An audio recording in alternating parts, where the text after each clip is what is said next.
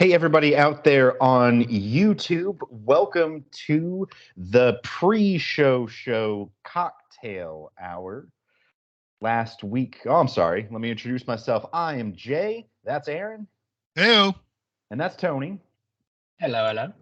And we are the show. And last time we got a pretty positive reaction to the Caesar I made to celebrate our discussion of Letterkenny. So I've decided to keep it going. So for this month, we are recording about Cyberpunk Edgerunners, which I guess to my notice, I didn't really notice any cocktails in the show, so I made up my own. And what I have for you today is what I'm calling the Night City Sazerac. As the name implies, it's a play on a Sazerac. It's a base of a nice Japanese whiskey, then a little bit of Pernod, which is a absinthe liqueur, some bitters, sugar cube, orange peel for garnish, and here we go. I'm just gonna say I'm disappointed that it's not a Japanese sake mixed with like a Polish whiskey mixed with like an American soda, because I think that would probably better describe Cyberpunk as a drink. That's kind of what I was going for here is the mashup of all these different cultures which have combined to make this crazy ass show. Very good. Because I've got the whiskey's from Japan. The cocktail, the Sazerac, is a quintessentially American cocktail. Some say it's the first and oldest American cocktail. I've never even heard that term before. It sounds like something that the Avengers are working to destroy because it's going to end the world. It sounds like Austin Powers. I now introduce Bert Sazerac instead of Backrack. Well, it's a very old school New Orleans cocktail. It's traditionally either rye whiskey or sometimes cognac, sometimes bourbon if you're feeling a little squirrely. But it's that absinthe, bitters, a sugar cube. It's basically an old fashioned but jazzed up with some absinthe, and it's kind of the mark of a good cocktail bar. If you see a Sazerac on the menu, there's a pretty good shot that those people know what they're doing. And they're going to sling you a good cocktail. Okay. What? Just curious. Did you have a Polish tribute in your version of the Tesseract? I should have. In my version, I do not. So did you say the Tesseract? You did. So I will take a sip, enjoy this drink, and salute in the general direction of Poland. I mean, I'm disappointed it's not like some lime green Mountain Dew, like some Everclear in it, called an immunosuppressant. Oh God! We can get there. We can get into that. All right. Well, shall we start the show proper? I am ready. Alrighty. Let me get my notes app up, and we will be off and running. Excuse me. Oh, hold on, real fast. Yeah. Offerings for the wheel before we go on the air. Oh, good points. Under the banner of heaven is mine. Under the banner of heaven. What's it on? It's on Hulu. I'm doing Outer Range on Amazon. Okay. Jay, do you have an offering? Oh gosh, I am. All right, here it goes. Yellowstone. Is that on the History Channel? Paramount, right? It airs on the Paramount Network. It is available for streaming on Peacock. Okay. Good. Remember when good streaming enough. was supposed to make things simpler than cable? Right? No, everything. We're working towards a moment where you'll be able to get all your streaming services through Amazon, and we're back at cable. I'm really hoping for it at this point, actually. So, all right, the wheel is really set. All right, the wheel is set. The pot is right.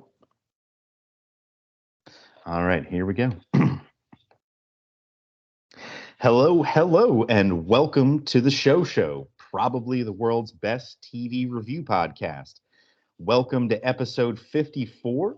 Today, we review the brand new 2022 Netflix anime series set in the universe created by Mike Pondsmith. Nervous fart like you doesn't deserve the cowboy stash. This month on the Show, Cyberpunk: Edgerunners. I'd like to welcome you inside the broadcast booth. I am Jay, and I am joined, as always, today by my two Hall of Famers. To my left, I've got the wheelman I count on to get me out of every kind of jam. It's Tony. Evening. And to my right, the master of the old net, the mayor of Night City. It's Aaron. 001100. Check out our Instagram for news about the show, including our postponed 2023 tour and cruise, along with plenty of bonus content. You can find us on Instagram at the Show Pod. You can email us, send your emails to the Show TV podcast at gmail.com.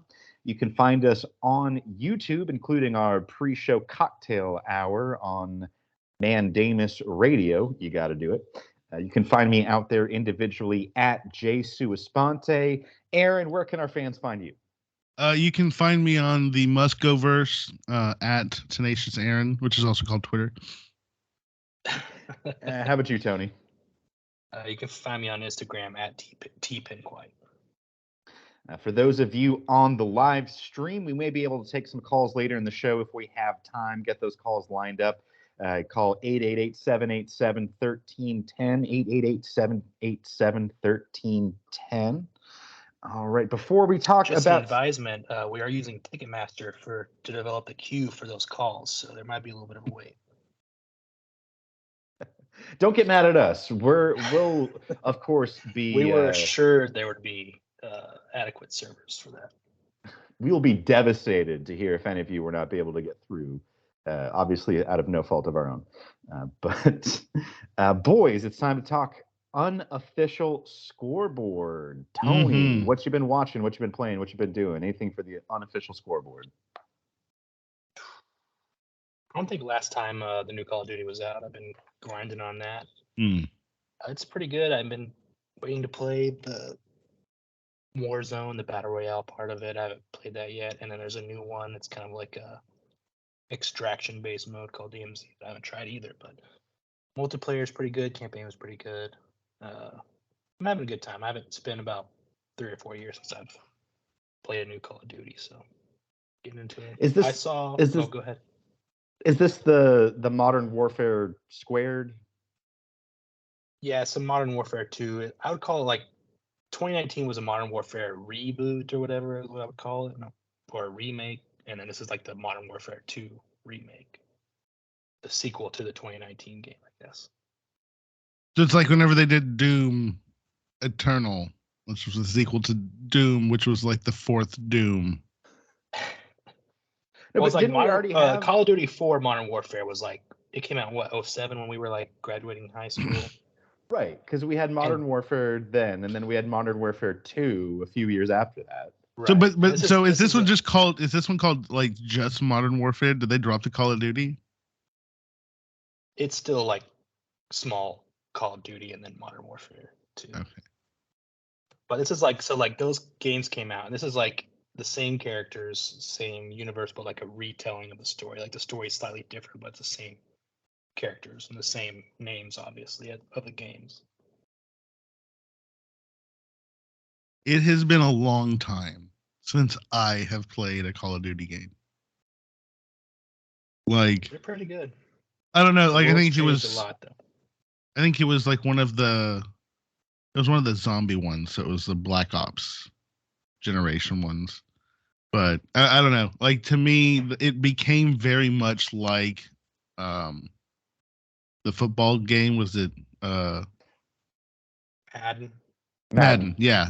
Where like you had another one every year, or NBA 2K or whatever, where like you had the exact same game coming out every year, but they just moved the buttons around and had whoever was actually playing the game that year. And that's what Call of Duty started to feel to me, and that was one of the things that actually pushed me away from those games. But man, as we can see with the dispute over Microsoft buying Activision, like it is big money.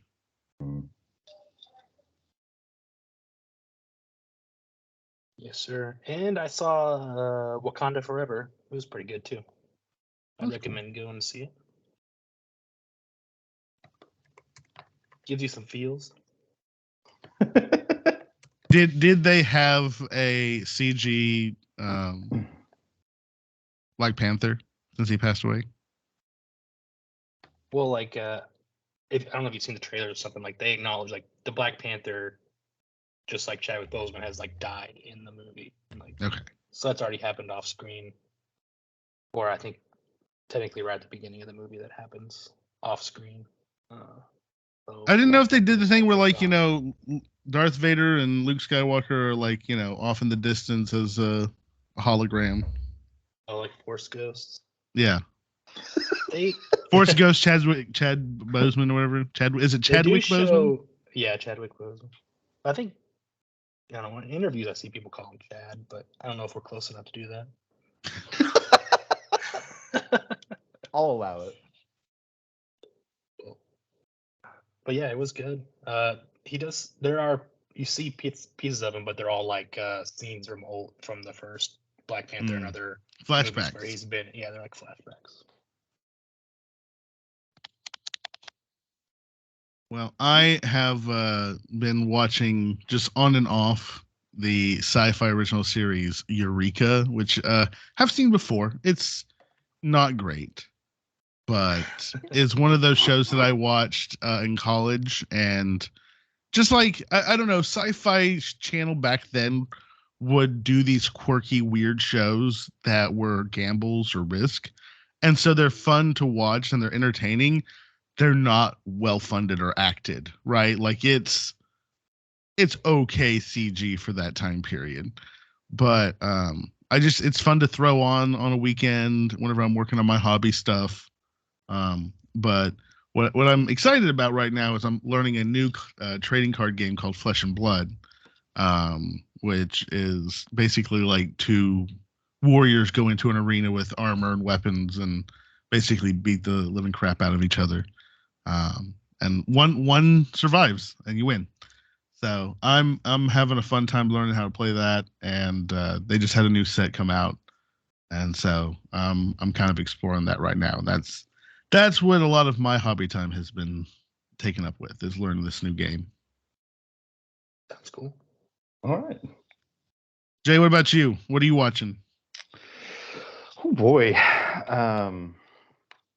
Man, I had this written down and now it escapes me that you put me on the spot.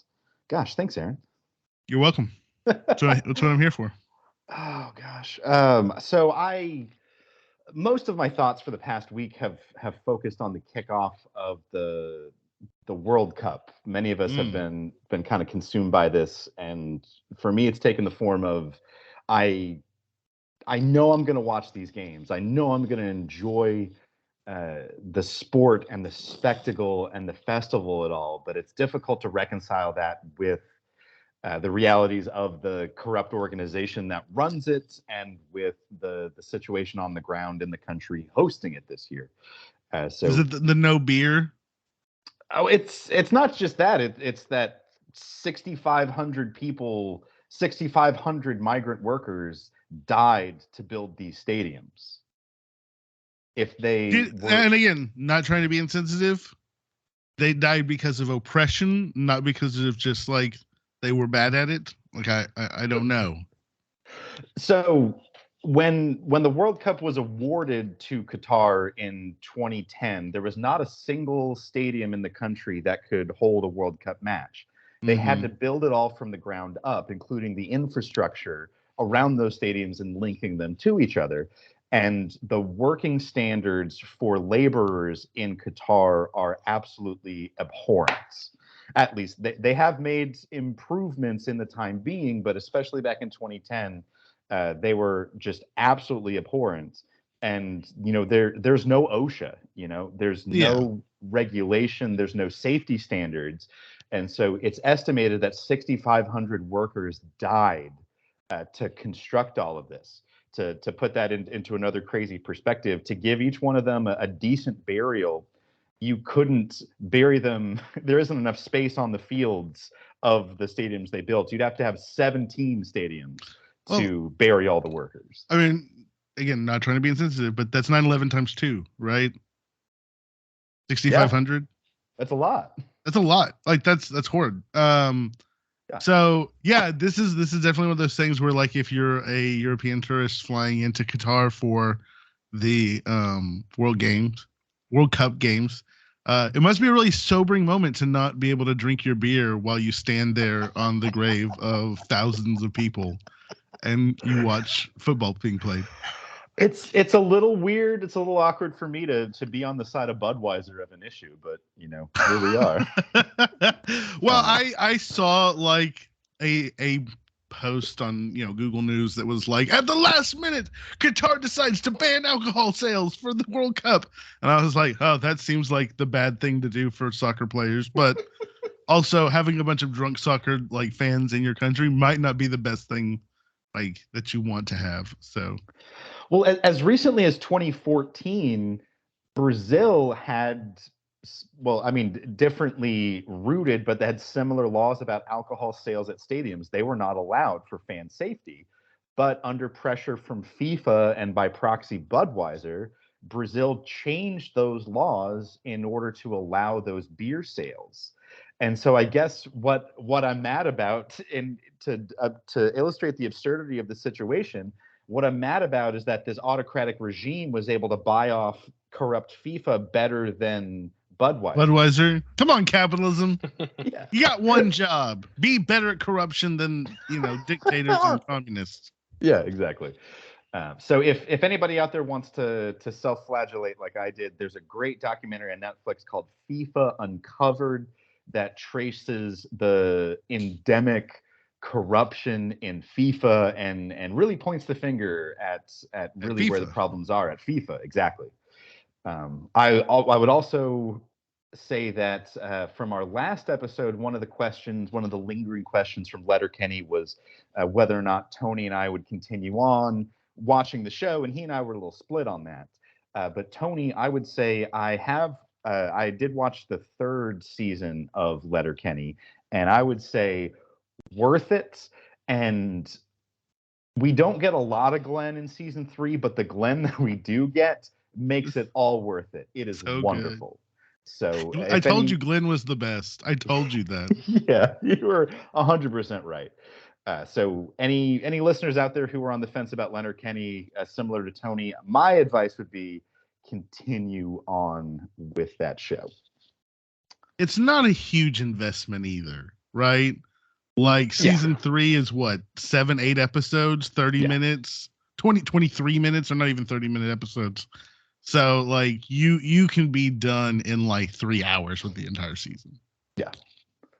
The brow of the comedy gets no higher, but it's still good gags, good banter. It's set in the winter, which was kind of fun to see, as opposed to what we normally get in Canadian shows. But I enjoyed it quite a lot. The bit with McMurray, talking about whether how they were going to get the Degens into their trap, I could not stop laughing. It was so good. Yeah, and there's a whole episode where they meet their Quebecois doppelgangers, and that was a whole ton of fun. Quebec. Very good. I believe that's it for the unofficial scoreboard. Shall we talk some Cyberpunk Edgerunners? Absolutely. Let's go. All right. This was a Tony pick, so I'm going to throw it over to you to tell us about Cyberpunk Edgerunners. Yeah, just off the cuff, we follow the main character, David Martinez, in the, I don't know how distant future, but the world of Night City, where cyber implants and AI, or not AI necessarily, but just implants and computers are everywhere, part of humans. We follow him from his days as a student in a Arasaka facility, and through an unfortunate event, he is thrown out basically homeless into the streets, and he has to work his way up to survive.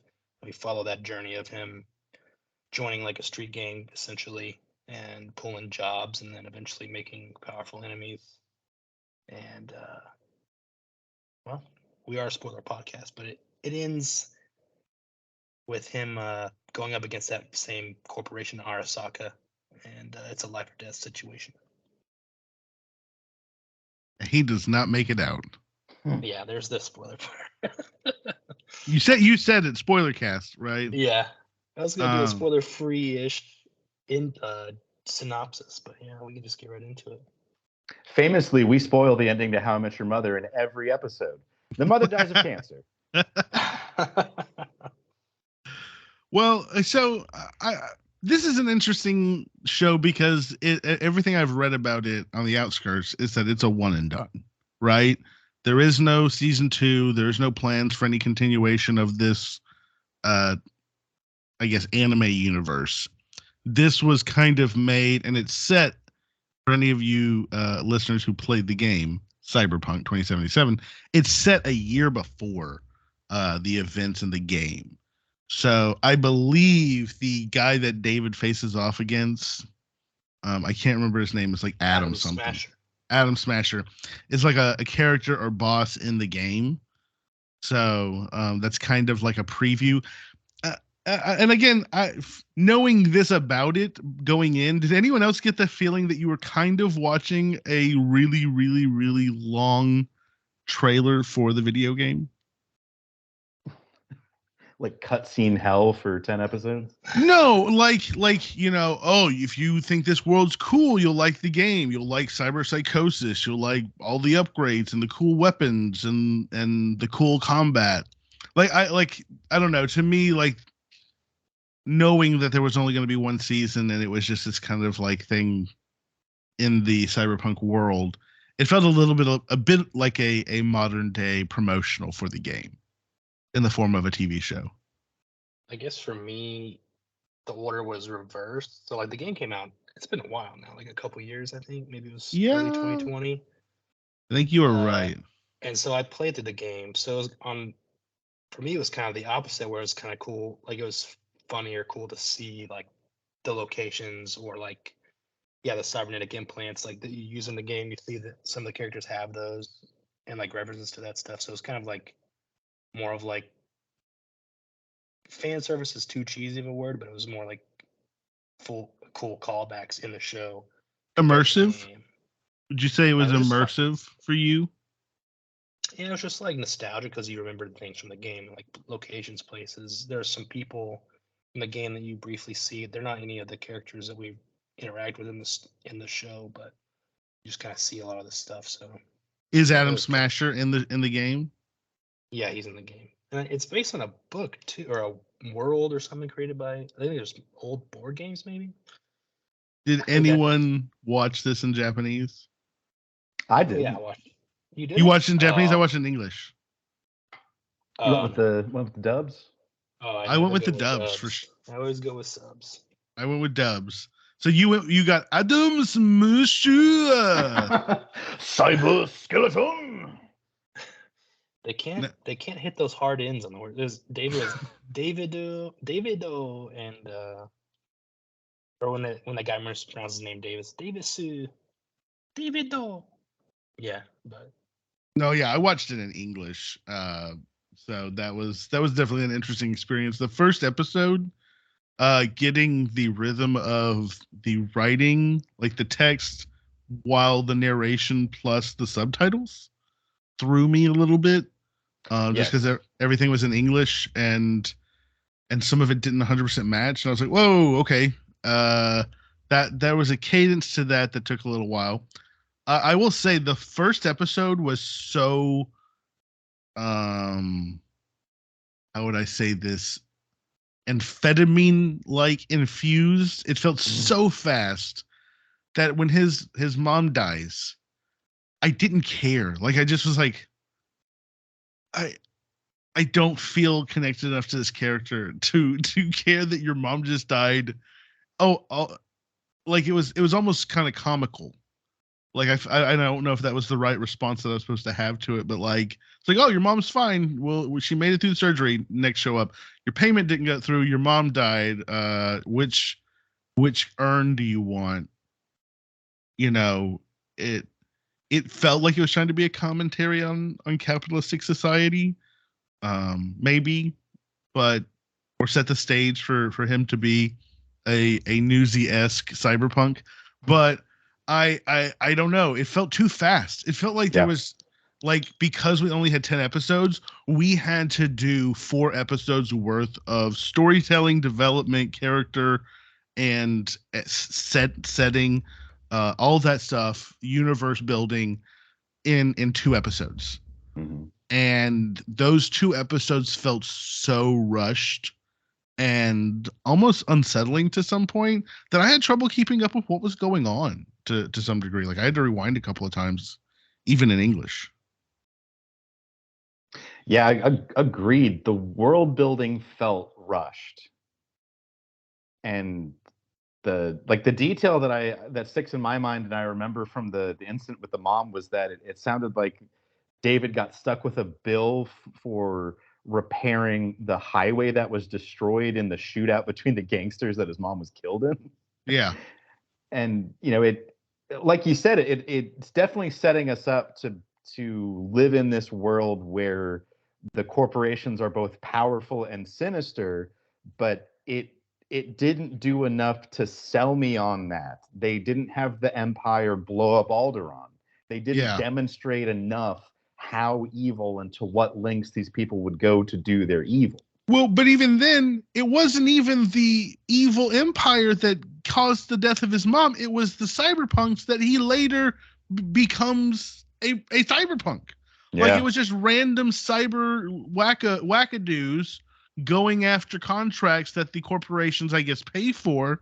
But again, his first reaction after he gets mad is to go beat up the kid at school who called and left a insulting message on his voicemail, right? So to me, right off the bat, I was really confused as to the motivations of David. He's supposedly very smart in going to this rich kid school, but I don't know. Like it felt off. Tony, I don't want to like delve into this. Tony, what do you feel about David in the beginning here?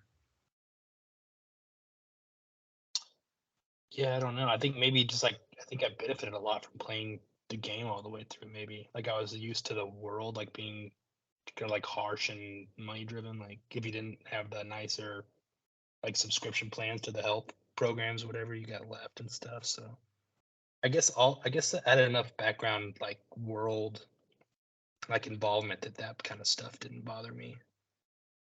And that's where I was confused about it. Like it was like part of it was like you should already know some of this, but the other point felt like it was like, again, that's what I'm saying. Is it a promotion? Is it just fan service, like an anime fan service for those who love the game?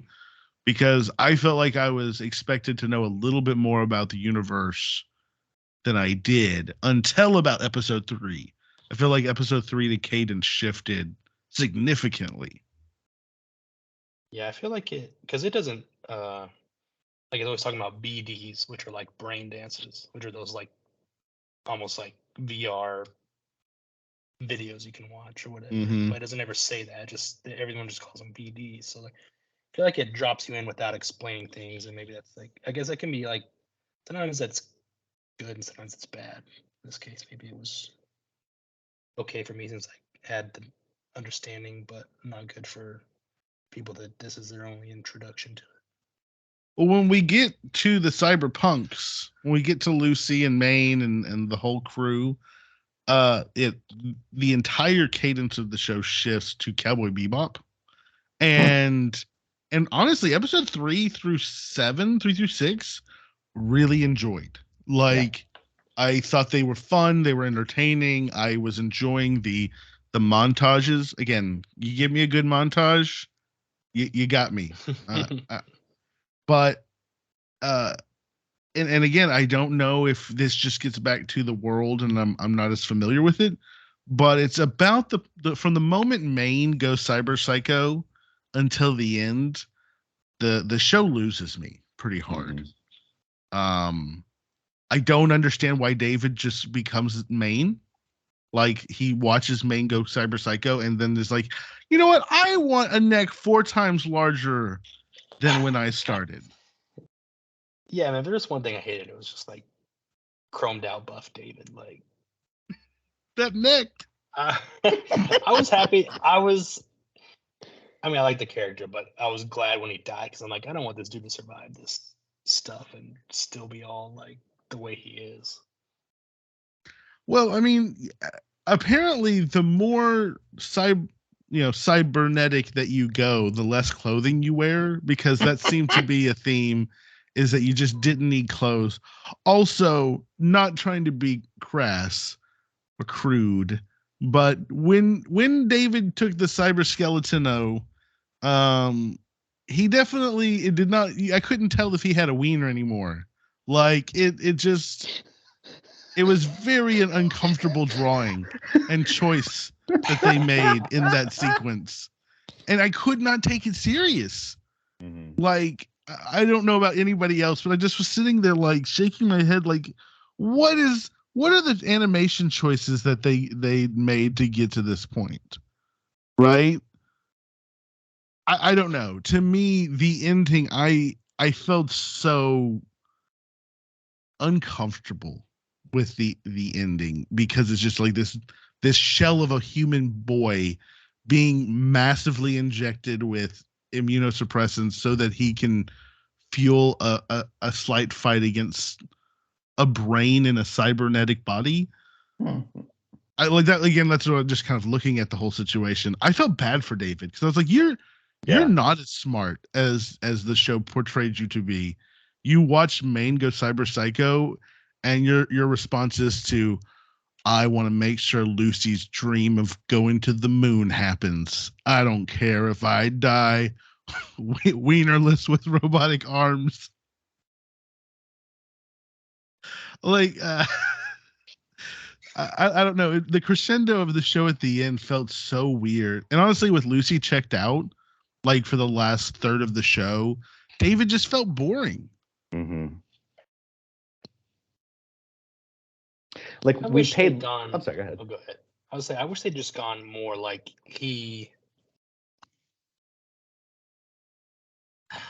I wish they could have gone like his down or his like slip into like, instead of chroming up, I wish he would have just kept using the Sandivistian too much, and it took more and more medication to keep him from like bleeding out or something, like to keep his brain from scrambling. Like I wish they could have just gone that direction.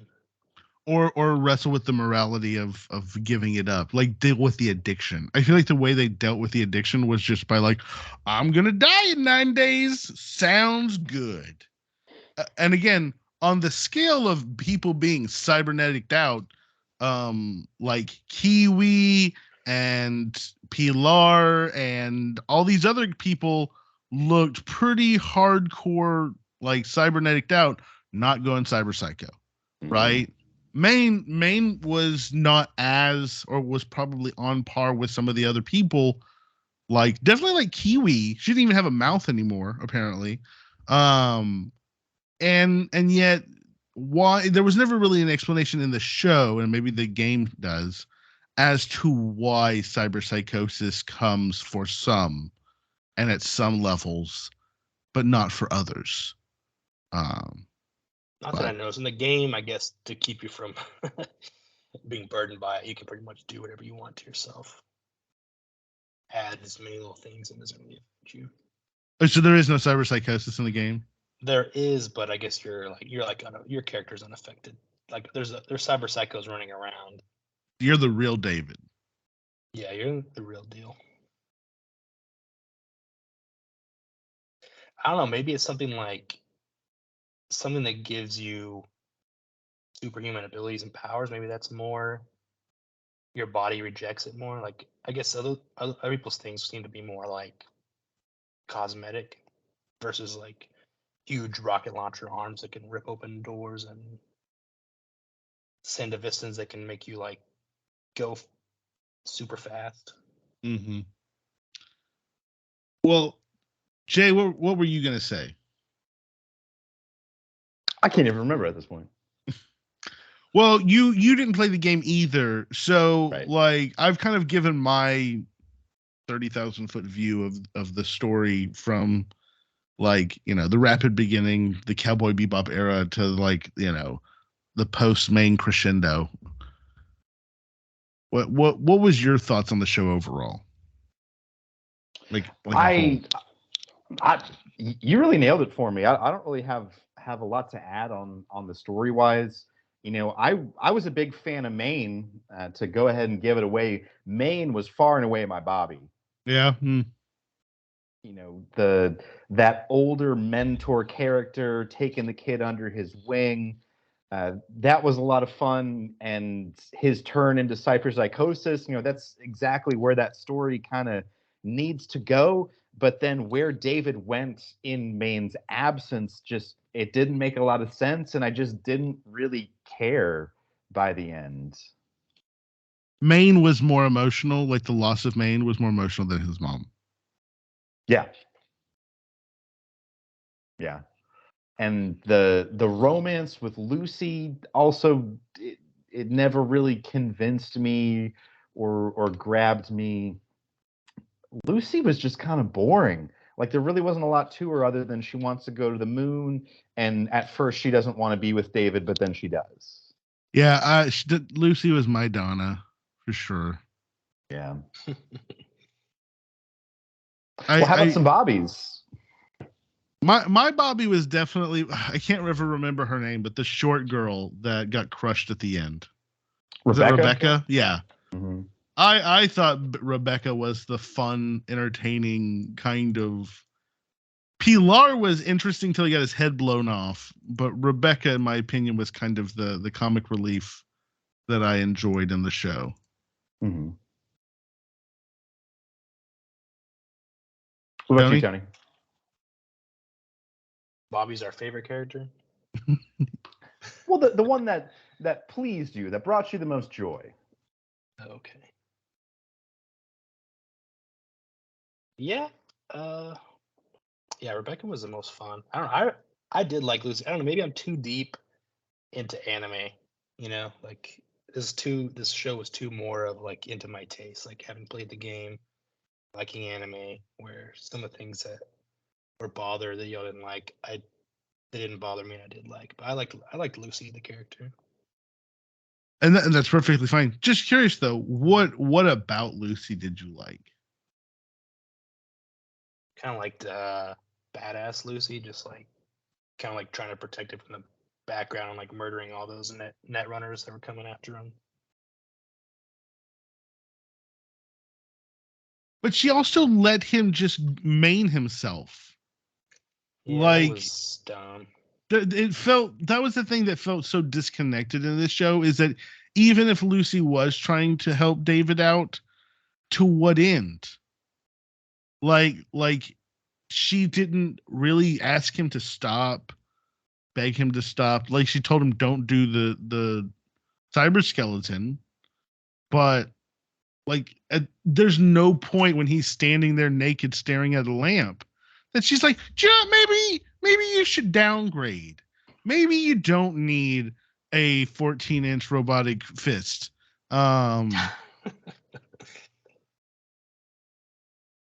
So to me, that's where this show felt like they knew it was a one and done. They didn't actually have to take any time to develop the characters beyond the flashy, badass sequences that they were going to be in.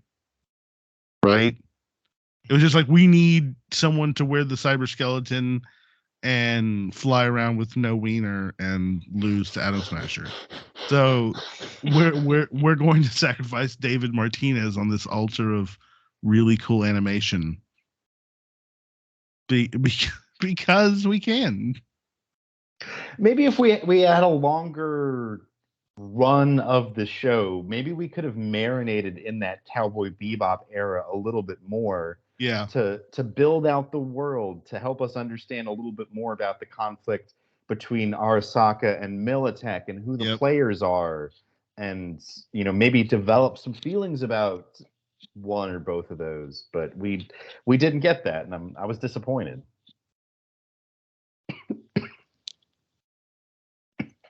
I feel like the show relied too much on there being the game for you to know what significance things were in the world. Like, again, why do people have SIM cards in their neck? Is that their wallet? Is that not their wallet? Why does no one know that their SIM cards were taken? Right? Like, those were all the questions that I was sitting there. It's like, you just, like, no one's going to notice in the next 12 seconds that their SIM cards are gone, that flew out. No one saw that happen.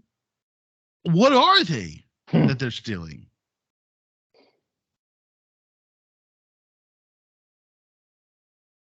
Not sure.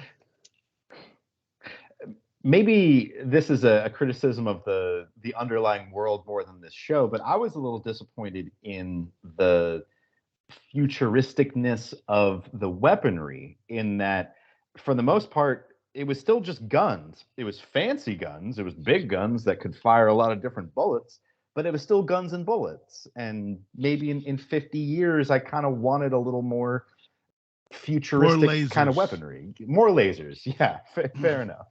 Ultimately that's what I'm looking for. In the game, when you use the Sandevistan, do you turn into a rainbow? No, it's in first person. I never looked to see if there was a rainbow trail behind me. Okay, I was curious if that like dilated. I can't remember if time was paused or what. I feel like in the game is very limited. It's like when you slide or something, like when you sprint and slide, it'll slow down so you can like aim better or something. I don't think it was ever like the way David uses it, where you basically just essentially pause time and move around the world without anything happening to you. Well, from my memories, it's been a couple of years since I played, but because that threw me off. Like, I understand like how, because it's just tied to his nervous system, like his spine. It's not tied to his it's not making his legs and arms faster. Like, that part of it threw me off compared to the game, because I thought maybe it was just enhancing his reaction speed, and that would make time appear to be slower. You could react to someone like aiming at you or like throwing a punch or something. You could react faster, but I don't feel like it would make you actually like literally like be able to run around behind people and shoot them in the back of the head without anything happening to them.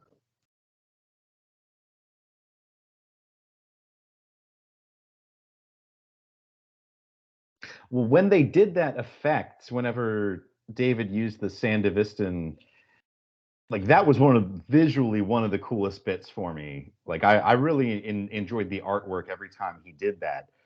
Otherwise, sometimes this show could be a little uneven, where it didn't really decide whether it wanted to be grainy or whether it wanted to be sharp and clear.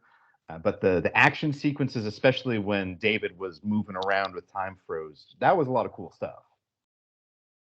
Yeah, the animation quality was pretty high.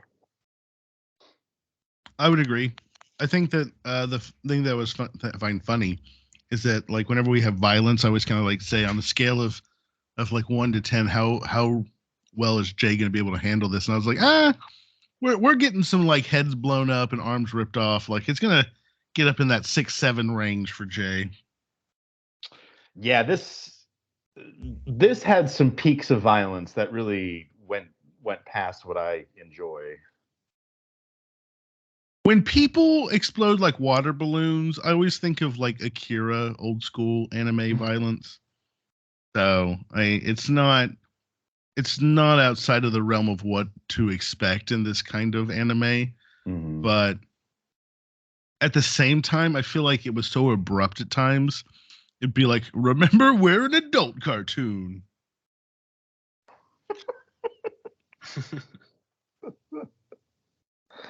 Well, just like Jonah Hill in Superbad's Scene of Vagina by Itself. Not for me.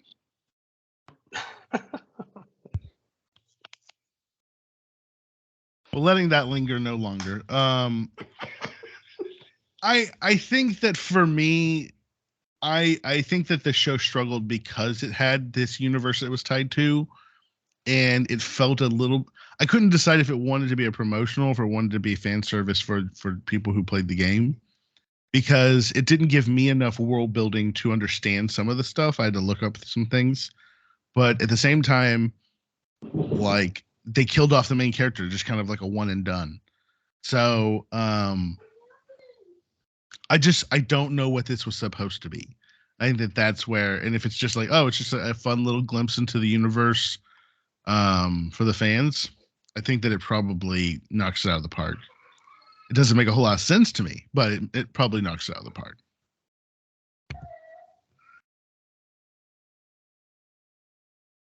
Yeah, I would agree. Like for me, I thought it was really good. I think maybe it was just like right in that niche of like all the stars aligned for me. There definitely were things I didn't like. I didn't like roided up David. Yeah, the speed. I feel like maybe that's the limiting factor. Is that you said it was set 1 year before the game. That was probably a huge limiting factor because like these aren't people that you run into like in the game, so they probably like had to disappear or be killed off. And like Adam Smasher is in the game, so you know he couldn't lose or die.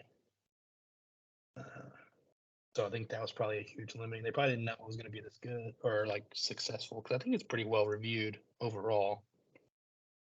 But probably people that are watching that are like me, suggested it because I played the game. I found the game to be enjoyable. I think you like the game, Aaron. It's got like an 8.4 out of 10. Again, if I played the game, I might have a completely different opinion of it. It'd be interesting. It kind of made me want to play the game again. So. I'm not gonna lie. Some of One Direction. I don't think it'll be as good if you watch the show and play the game. I don't know if you'll have a. I don't think you'll like the show that much more. But I think if you play the game first and watch the show, I think you'd like the show more. That's fair. I think that to me, it did intrigue me a bit about the world to play it some, but it's also one of those things where I knew, and again, I know that this is not fair for the game, but I knew that the launch of the game had such a rough time that I figured this might also be kind of like a PR thing. Like hey, I know that when we launched the game, it was rough and there were, genitals hanging out of the pants, but come check it out. You don't even have to have pants anymore. I wonder if this show is what they referred to in Parks and Recreation as a camel, in that it's a horse designed by a committee. Because just looking at the credits for this show, you can see that it's kind of all over the place. This is an anime show whose primary default language is Japanese, but it's being done by a Polish studio. It's set in what is now California, and the theme song is done by a Scottish rock band. So, it's just kind of all over the place, and it's not really sure what it is. Yeah, I think that, camel's a good way to say it. I also feel like whoever did the intro just only listened to Franz Ferdinand for like 5 years and then decided to start a band. I thought it was a Franz Ferdinand song. No, it is. It is like, Franz Ferdinand. Yeah, it is. It is Franz Ferdinand? Yeah. I'm pretty sure I've heard the song before. I'd never heard the song before, and I just was like, this feels like Franz Ferdinand. I thought it was just like some random Japanese band that just did a song that was in the style of Franz Ferdinand. No, it says it in the credits. I don't read that stuff. Yeah, because when you sent that to the group chat a while ago, and I was like, is he taking the piss? Like, what is he doing? I'm not even. I just like was listening to it again. Christy doesn't let us watch the intro more than the first and like last time. Like, we skip it every time. So I feel you. I was not inundated, I guess, as maybe others were, but I just never saw it. Fair enough. And I am an avowed opening credits watcher, and I watched it each time for this one. This opening credits, it was all right. It was a little what was the word you used, Aaron? Amphetamine induced. Amphetamine induced, yeah. Like, it was a lot. This whole show was a lot. I think that's a great way to kind of describe it.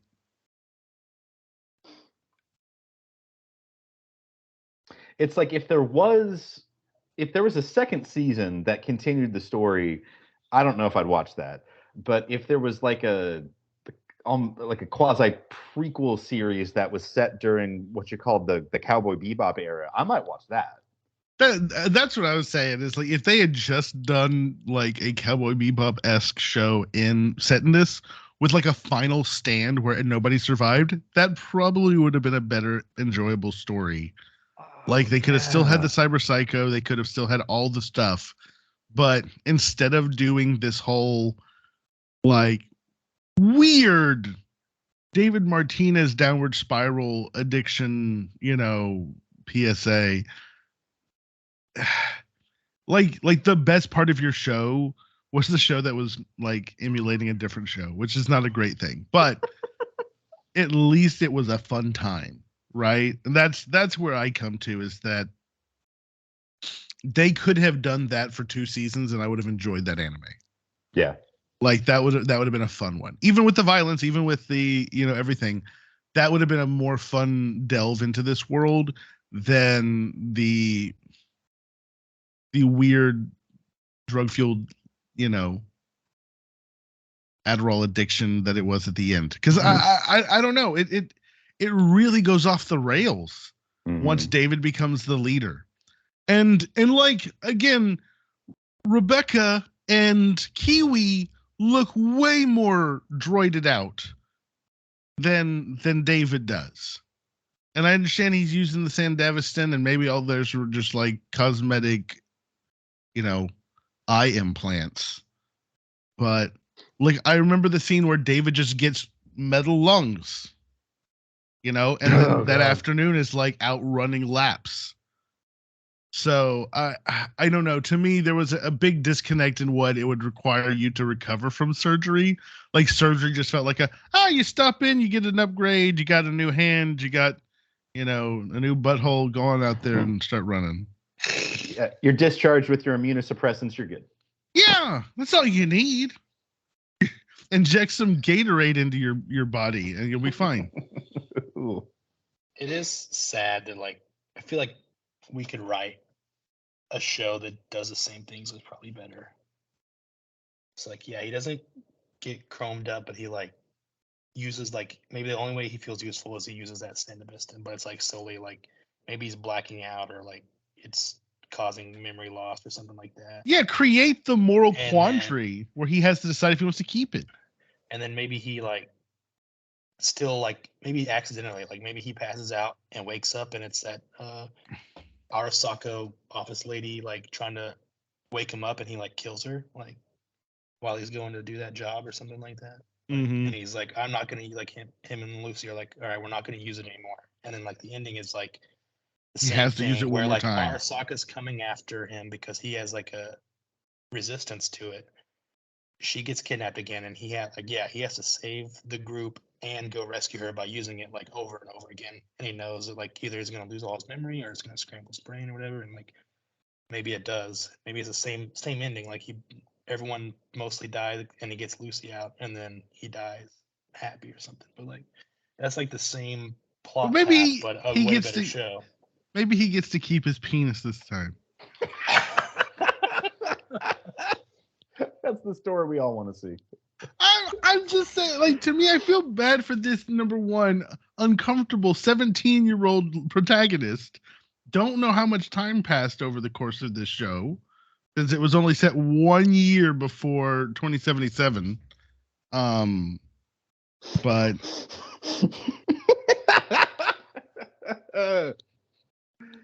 yeah, fair enough. How old was Lucy?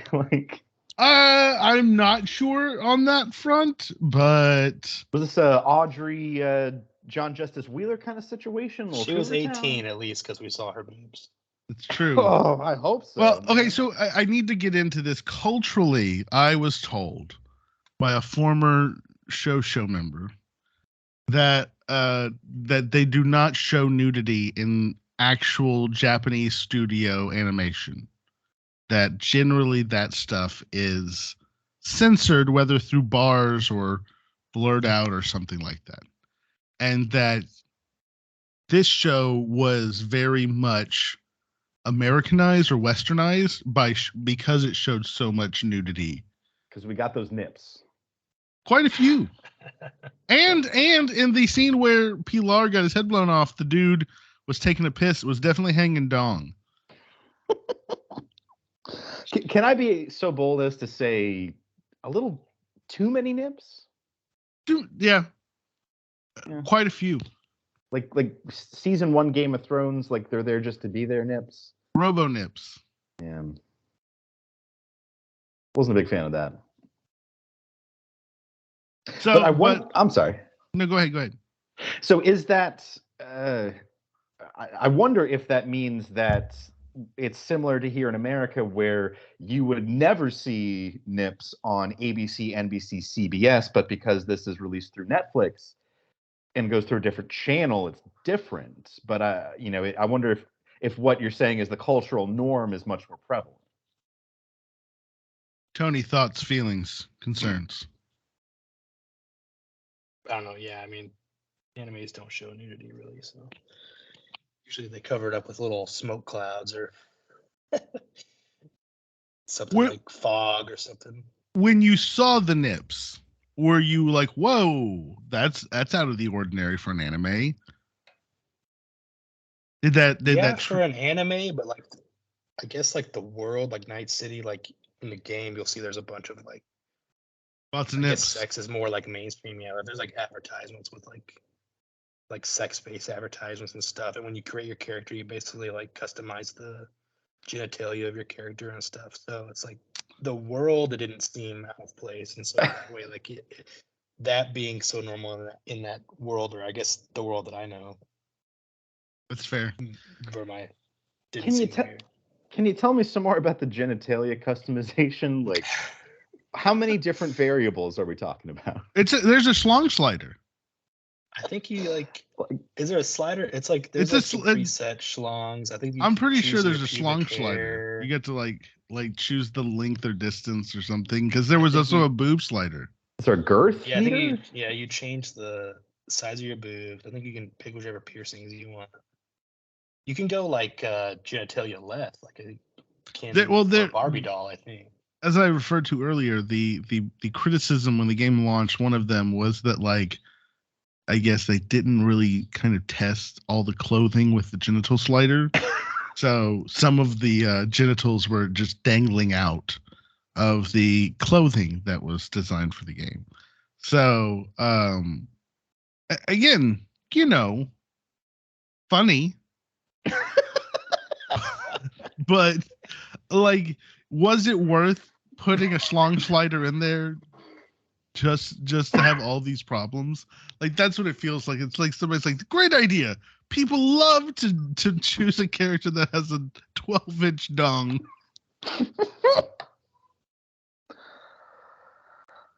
Oh boy, what a brave new world they'll be living in. At least it wasn't in the metaverse. Ooh. That joke will be funny when 34 people get it.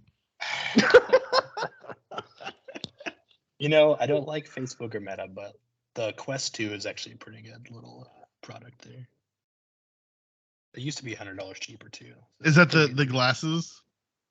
Yeah, it's like the VR goggles with the controllers. It was like $300 at one point. And it's actually pretty good for. I think it was probably they're losing money on it just to try. Well, if you remember when Blu-ray came out, it was like $600-700. Now you can get them for like $90 at Walmart, $40 at Walmart.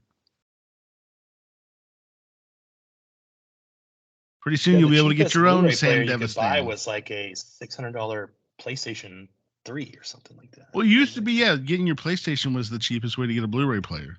That was one of the selling points. Yeah.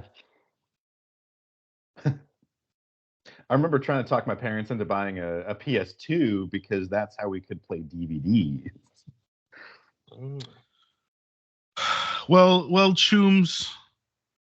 And again, the lingo, I assume that's just imported from the game. Chooms and gonks. But or the world. I don't know. It's in the game, but I don't know if it's like a game original or if it's from like this. Oh yeah, the underlying world that was created. Yeah. Well, but so I guess is it time, are we ready to move into scoring? And honestly, what would be the item that we would use to rank this show? Like I was trying to think about it. Would it be, like vials of immunosuppressant? Yeah. You got 9 days left, kid.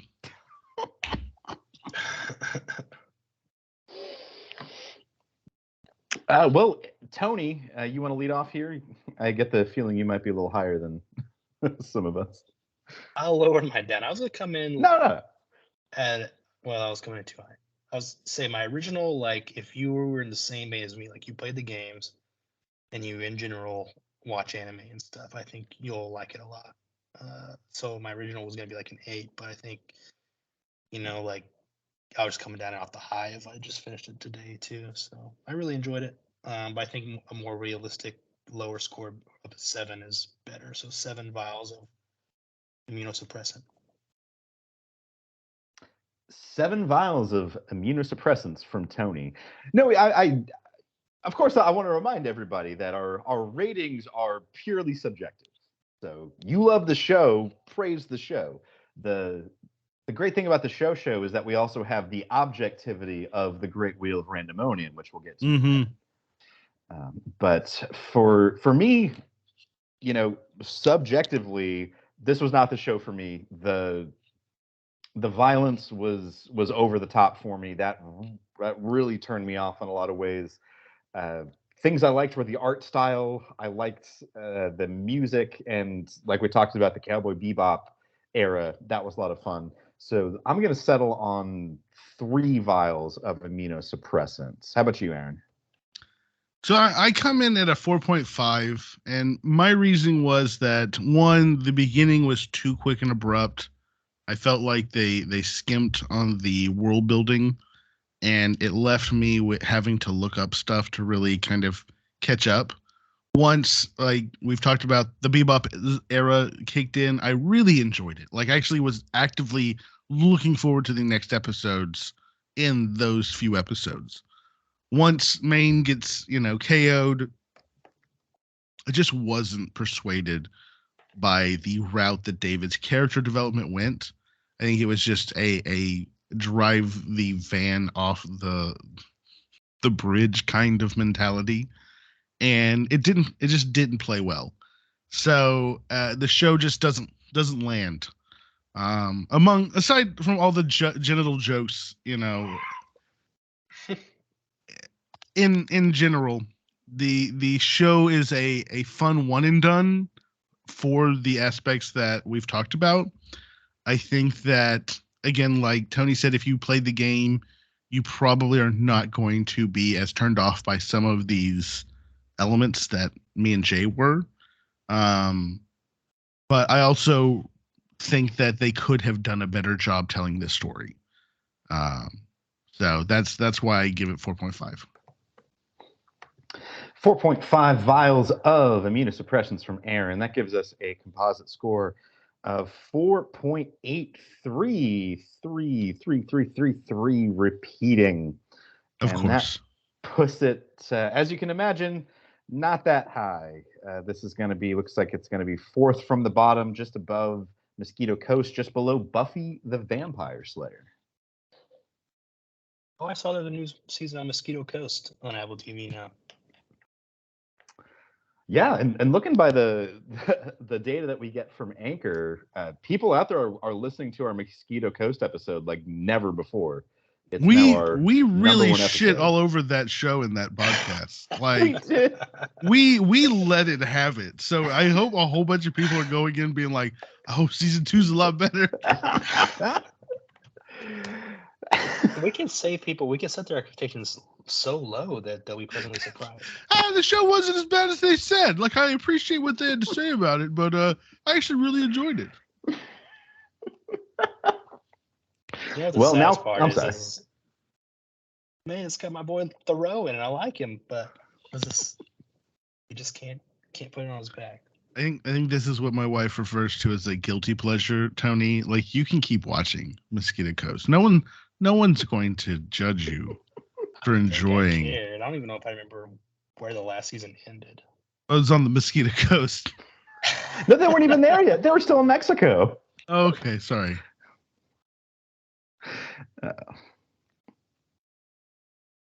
Well, I guess it is now time to move into the wheel. Shall we determine our next show? Randomonium. Yes. Randomonium. All right. As the wheel is coming up on the shared screen, I have brought to the table for this offering the Outer Range on Amazon, which is kind of a weird one. I think that it's we need something a little off kilter, something a little more serious, surreal, if you will. See if everything still tastes Lynchian. So I have only seen the first episode of this, and I kind of like put pause on it immediately. So I was like, this is weird enough that I'd throw it at the show and see what the guys think. So I don't want to go too far off the range here, but I also want to spell everything proper. But Tony, what have you got for us today? Under the Banner of Heaven. It's a mini series on Hulu. I've heard it kind of got the vibe of True Detective season 1 in it, so that's what really got me interested. But it's about two detectives investigating a brutal murder seemingly connected to Mormonism. It's got Andrew Garfield in it. I think is the main person that we would know. Seems interesting. So if it's like True Detective, I'm sure it's probably dark and more like a psychological thriller type thing, probably. Excellent. Jay? I have offered the Paramount Channel show Yosemite. Damn it! God, I always do that. I was gonna say, did I write down the wrong name? My wife is gonna get the other one. She's gonna get a huge crack out of that because I always mess that up. It's Yellowstone. It is, for most people, it's your mom's favorite show because it is a big hit with a certain segment of the population, and it bills itself as TV's #1 show, which is a big claim.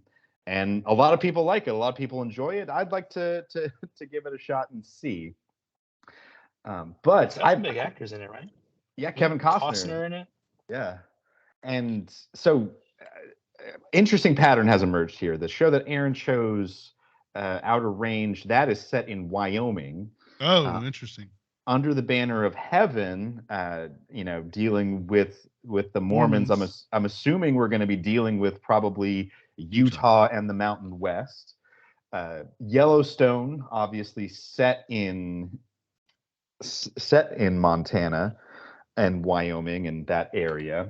So I picked Yellowstone because it had a cowboy theme, and I'll just go ahead and reveal to the world the reason why is that I'm a big fan of the Dallas Cowboys.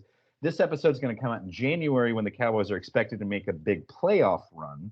I wasn't going to say that because saying that on the record guarantees it's not going to happen, but it feels like serendipity has smiled upon the wheel of randomonium here, where all three of us have essentially picked cowboy-themed shows. Because Mormons are essentially cowboys, right? Yeah. Like, we get there. I got you. Cattle ranching and, polygamy. All right. Well, then here we go. Let's. Who was that Looney Tunes character that had guns and stuff? Was it Yellowstone? Yosemite Sam? No, it's Yosemite Sam. Yellowstone Sam. Yeah, that was on purpose. Well, I hope we'll be hearing from him, but first we have to spin the wheel. All right, here we go. Spin to win. Spinning. Oh, here we go. And it is Outer Range. By a huge margin. All right. Pretty good margin, yeah. It cannot be any more out of range. Yeah, than it's it directly on point. All right, that is on Amazon. Go ahead. Yes, it is on Amazon. Last I checked, I think it's an Amazon original series too. Okay. All right. Well, it's got Josh Brolin in it, so it's got Brolin. someone famous. Brolin. Brolin. Oh, I like Josh Brolin. I think he's been too in many good stuff. He has been in good stuff. I think he's a really good actor. I think that he was not the right choice to play two different characters in the Marvel Universe. Like, he should have been Thanos or Cable, like, not both. He did great as Thanos. He did great as both. That's the problem. Isn't he? Did I read this wrong? Isn't he signed on for a bunch of like Cable appearances? I don't know. I mean, I guess technically Thanos is purple, so they could probably get away with it. But I feel like there's so many other people they could have cast for that, and it probably would have been just as good. The obvious choice is Gary Oldman. Just put him in whatever you need him to be. Gary Oldman just can be anything. Yeah. All right, boys. Well, I am very, very excited to watch Outer Range and talk with you guys next month. I want to thank all of our fans out there. Unfortunately, we did not have time to get to those calls. Big thanks to our executive producer, Dick Wolf. And next time, I will see you boys talking about Outer Range on the show. Salutations, Internet. We'll see you in the trees.